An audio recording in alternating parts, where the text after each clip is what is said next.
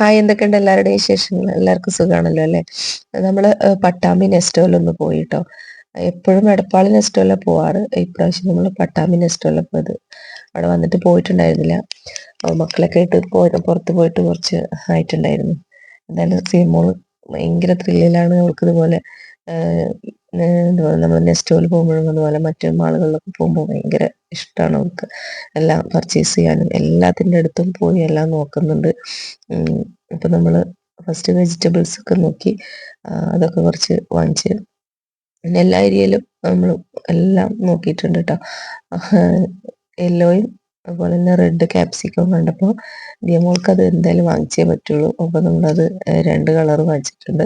എപ്പോഴും ഗ്രീനാണല്ലോ എപ്പോഴും കാണാറ്. ഇതിപ്പോൾ കൂടുതൽ അങ്ങനെ എപ്പോഴും കിട്ടാറില്ല.